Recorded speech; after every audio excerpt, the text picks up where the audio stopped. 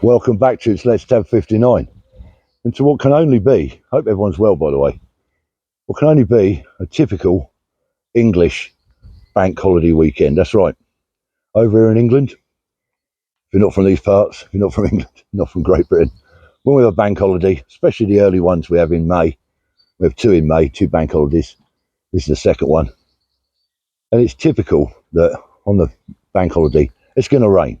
That's what's been happening today. It's been really naff. So there's a bit of break in the weather at the moment, as you can probably see. So I thought, good time to get the phone out and have a chat. So I want to talk about promotions, bits and pieces about promotion in the British Army. And I'm not going to be talking about the officer ranks and the officer types of promotion. I'm not going to get into that because I wasn't an officer. I know a bit about that, but I want to concentrate on the lower ranks. So from private soldier through junior NCOs, senior NCOs, and up to warrant officers. Touch on a bit of it. I'm not going to cover all of it. It's a big subject. I'd like to hear in the comments what you think. I'll ask you a few questions as we go around, so pay attention. So, first thing I want to point out then, in the British Army, when you join up, obviously you're a private soldier. And when you come out of training, you'll be a private soldier initially. Now, there is a slight difference about if you join the Royal Military Police, for instance, well, on completion of your basic training, and when you go to your first Provo company or wherever you're going to go with the Royal Military Police, you will be a Lance Corporal. Every one of them starts off their career after training with a stripe. And that's obviously to give them a little bit of authority when they're doing their police duties. So it gives them some rank. But apart from that, I'm pretty sure, even the technical trades, when you come out of your initial training, you'll still be a private soldier. Now, to go up to Lance Corporal is going to really, really vary, again, on what part of the British Army you go into, and I'll try and explain. If you're an infantryman, to get that first stripe, apart from having to do a bit of time served, you can't just come out and go straight onto an NCO's cadre. That's what you've probably got to do. You've got to do a junior NCO's cadre. It's normally a 6-week cadre for the regular forces. The old Territorial Army, now the Army Reserve, it's probably a 2-week course. They're normally done in-house. Not always. Sometimes it can be done at your depot. It was when we had depots for different infantry regiments. But it used to be done in battalion. Even the Royal Artillery, I was in the artillery, and I'd done a junior NCO's cadre within the Royal Artillery. It was done in our camp by our own instructors, by our own soldiers. So you do a junior NCO's cadre, like I say, if it's an in-house one, it's a 6-week course in the regular army, and you're going to cover subjects like taking drill, there'll be room inspections, etc. I think I've touched on this before. You'll do navigation, comms, small unit tactics like section level, platoon level tactics, to learn how to lead or be second in command of a rifle section. Methods of instruction, basic instructional techniques, defence instructional techniques, whatever you want to call it, how to take a lesson in something, take a skill at arms lesson probably. They do all these sorts of things, a lot of fizz, and it'll culminate with a final exercise. And if you pass that junior NCO's cadre and there's a vacancy in your particular troop or platoon or whatever, you should get your first stripe. Not necessarily you'll get it, it's not a given, but chances are you'll get it. Now, while we're talking about the Lance Corporal rank, a lot of people will say in the British Army, a lot of you veterans remember this, people will say, Lance Corporal, that's the hardest rank to get and it's the easiest one to lose. And that's quite true actually, because you can be hanging around in dead man's shoes waiting to get a vacancy, or even if you've done the course, like I say, it's got to be a vacancy before they promote to Lance Corporal. You can't have a whole battalion full of Lance Corporals. So, and it's quite an easy one to lose, because pretty much a CO can rip that off your arm without too much bother. Certainly back in the day, I'm not sure about today's AGI system, but certainly back in the day, it's quite an easy rank for the commanding officer to remove. And I've seen it done. I've seen it done in the field. A friend of mine had his cut off with a clasp knife in the field. But that's another story. So while we're talking about ranks, before we get right into promotion, another interesting fact for you that might not be military minded, or you may be outside the UK, you might be in a foreign army or veteran from a foreign army. In the British Army, not everyone's referred to as a private when you are a private, and I'll explain. So, for instance, if you are serving in the Rifles, that's a regiment in the British Army, the Rifles, light infantry, their privates are referred to as riflemen. And I think that doesn't matter if you're a female. I think it's still referred to as a rifleman. That's your rank. If you're, say, in the Guards, one of the Guards regiments, as a private soldier, you'll be referred to as a guardsman, not a private. Oh, that is a private rank, but you'll be called a guardsman. Again, even if you're a female, you're a guardsman. At the moment, they'll probably change this to something else, some pronoun. Who knows? Could get crazy, but that's what they call you. Now, when you get into the corps, there's a few others as well. When you get into the corps, then it can get even a little bit more complicated. Because, for instance, if you join the Royal Engineers as a private soldier, you won't be a private smith in the Royal Engineers. You'll be sapper smith. Cobweb there. You'll be sapper smith in the Royal Engineers. They don't have privates, they have sappers. I'll say it's the same rank. If you're in the REME, the Royal Electrical Mechanical Engineers, your private rank is referred to as craftsman. Craftsman. Again, I don't think they have craftswomen. I think it's craftsman. So there's a few like that. There's a few different regiments. The SAS, you join the Special Air Service. Everyone, I think, when you join, if you're successful and get into the Special Air Service, I don't think it matters if you're a sergeant or a corporal. You go back to being a private soldier initially until you've proved your worth as a Special Forces soldier, and therefore your rank in the SAS would be trooper. And I think some of the tank regiments, cavalry regiments, I think they're referred to as trooper as well. Household cavalry, maybe. So there's lots of different terms or names for private soldiers in the British Army. So I just thought it'd be worth pointing out to people that aren't in the military or didn't know that. So it's quite unusual. I'm sure that doesn't happen in some of the other foreign armies. Maybe Australia have the same, New Zealand maybe. But anyway, that's how it works. So getting back to promotion. So I'd also be interested to find out how you guys that served, how did you get your first stripe? Was it through a technical trade, or was, like say in the infantry, the artillery, maybe you just do an NCO's carder? So let me know in the comments how you got your first stripe.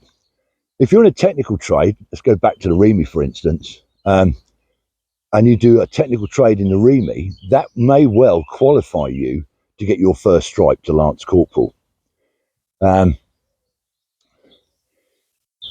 It's a difficult one. I don't think the artillery do that. I think the Royal Artillery, you have to do an NCO's carder like the infantry. I don't think your trade in the artillery, I might be wrong. If I am, things have changed since I've been out, let me know. But I think for the Royal Artillery, and maybe even for the Armoured Corps, the Royal Tank Regiment, etc., I think you have to do an NCO's carder, sort of an infantry-based, soldier-based carder to get your stripes. But technical trades in the REME, maybe in the Air Corps, again, maybe your trade course that you do will get you your promotion as you go up the ladder. So here's one for you. When I got promoted, as I said, I'd done an NCO's carder, but nothing happened. I passed it. I didn't come top of the class or anything. I got a pass, but I didn't get promoted initially. And we were in Northern Ireland training, and we've been in Northern Ireland training, get ready to do this tour. It was coming towards the end of the year, and the battery commander, battery sergeant major, said, we're having an all ranks Christmas piss up in town. We were in Germany. We're having an all ranks piss up in town. Happy days. So it was on a Friday, and we'd finished some of our Northern Ireland training, pre-Northern Ireland training, and everyone's rushing about to get ready and get a few jars before we had to go downtown to this piss up. And I made the fatal error, which is really bad. I don't mind admitting it. We all make mistakes, don't we? I didn't read Part 1 orders. I didn't read orders. Now, in the British Army, every day orders are posted up at the end of the working day. They go up on a notice board in the lines. And it's every soldier's responsibility, irrespective of rank, it's every soldier's responsibility to ensure that he or she reads those orders, because there's going to be stuff on there that you need to know. And that's how they communicated instructions to soldiers. But we were in basic training, Northern Ireland training. So I knew that there's no duties going to be posted because we didn't get any duties. When we were in Northern Ireland training, they didn't ping us for guard duty, etc. You just concentrated on your pre-Northern Ireland training. I was rushing about on the Friday night in the lines, didn't bother to go and read orders. No one else said anything to me. Got me drinking suit on off downtown. Here comes the rain again. Might have to dodge into this shelter. So off we goes downtown. Gets downtown, and the battery captain, BK's a good guy, he come up to me and he went, "Congratulations, son." And I went, he saw the blank look on my face, and he said, "You haven't read orders, have you?" I said, "Oh, yes, I have, sir, yeah." Lying. He said, "No, you haven't." He said, and he leant across, said, "Congratulations, you've been promoted to Lance Bombardier." He never said anything. I didn't get in trouble for it. I was lucky I got away with it. But that's how I knew I got promoted. I didn't read it on orders. I forgot to read orders. I didn't forget. I just bummed it off. And that's how I found out. Well, I'd be interested to know how you got promoted. Now, another one on promotions, there's a thing in the British Army. People will say, what is the best rank in the British Army? Well, I'm not talking about being a Major General or Field Marshal or something. I'm talking about what is the best rank in the British Army. And what's often said is full corporal, 2 stripes. People will say that's the best rank in the British Army. And the reason behind that is getting this shelter. It's started to blooming rain again. And the reason being for that is, well, if you're a full corporal, you're still on the ground with the lads, but you're slightly separate. You're like a supervisor, if you like. A little bit of management. You're a full corporal. If you're in the infantry, you'll probably be a section commander of a rifle section. So it's quite a good rank to have. The money difference between private and full corporal is quite good. And the reason they say it's good, because the pay jump's quite good, when you go up the next one to sergeant, back in the day, you would have to buy your mess dress, which is basically a uniform that you have to privately purchase. And you had to do it at your own expense back in the day. I believe now there's an allowance for it, a clothing allowance for it. But back in my day, when you got promoted to sergeant, it was expected of you, pretty PDQ, pretty damn quick, to go out and get yourself a mess dress and make sure you wore that and it fitted you, etc. It was all correct and regimental for mess functions, formal dinners, etc. Summer ball, Christmas ball. But of course, if you're a full corporal, the extra pay a sergeant gets between corporal and sergeant could get gobbled up with things like purchasing your mess dress and with things like paying a mess bill, because the sergeant's mess fee, a bill you pay every month to the mess manager or mess accountant every month, is it can be quite considerable. It does vary from time to time how much it is. There's no set sort of fee, or there wasn't anyway. And so a lot of people said best rank in the British Army is a full corporal. You're still sort of amongst the lads in the lines. You're not living in the mess if you're a single soldier. You're living in the lines. You're still part of the lads. You can still get in the naffy and have a drink with the boys. And you haven't got all that hassle of having to buy a mess dress and pay a big mess bill. Now, I know some of you are saying, hang on, the corporals have a mess. Yes, they do. There is a corporal's mess. In most units have a corporal's mess. But the mess fees are greatly reduced. Then not as formal functions as a sergeant's mess.